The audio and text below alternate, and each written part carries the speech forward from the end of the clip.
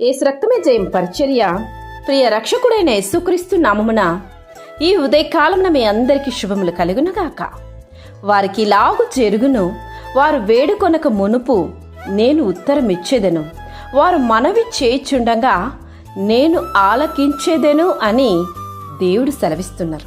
నా ప్రియ సహోదరి సహోదరులారా, ఈ వాక్యం మనం ధ్యానించినట్లయితే నేడు చాలామంది వారికి కష్టం వచ్చిన సమయంలోనే దేవుడు గుర్తుకొస్తుంటారు.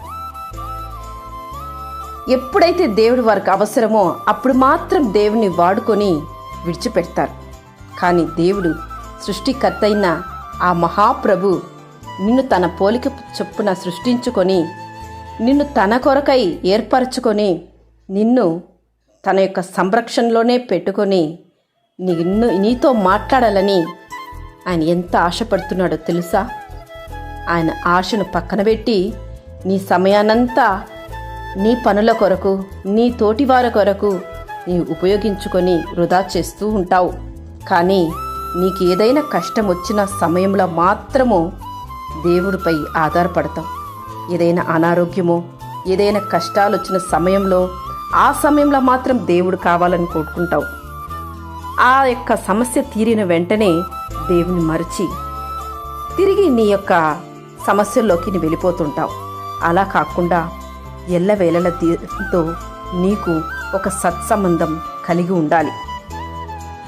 ఒక నిర్దిష్ట సమయం నువ్వు ఏర్పరచుకొని ఆ సమయంలో దేవునితో నువ్వు మాట్లాడాలని, నీకు ఎంత పనుల భారం ఉన్ననో అవన్నీ పక్కన పెట్టి దేవునితో మాట్లాడడానికి ఒక సమయాన్ని నువ్వు ఏర్పరచుకొని ఆ సమయంలో దేవునికి మాత్రము ప్రత్యేకతను నువ్వు కల్పించినట్లయితే నీవు ప్రార్థిస్తున్నప్పుడు దేవుడిని ప్రార్థన ముగింపక మునుపే నీవు అడుగు వాటికి దేవుడు ఉత్తరమిస్తాడు. ఇట్టి కృపను పొంది ధన్యజీవిగా జీవించు. అవకాశవాదిగా బ్రతికిన జీవితాన్ని చాలించు. ఎందుకంటే మనమైతే అంత్యదినంలో ఉంటున్నాం. అది జ్ఞాపకం ఉంచుకో.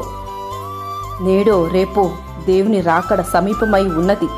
మనం జీవించు సంవత్సరములు ఎన్నలో ఎంత రోజులు ఉంటామో మనకైతే తెలీదు.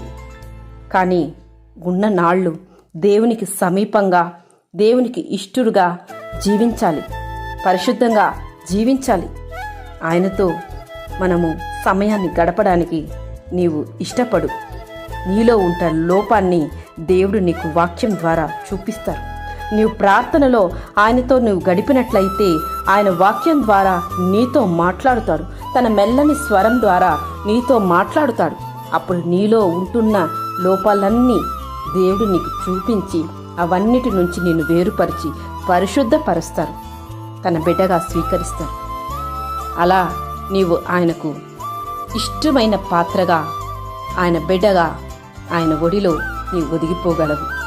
ఆమె యేసు రక్తమే జయం పరిచర్యలో మీ సహోదరి. God bless you.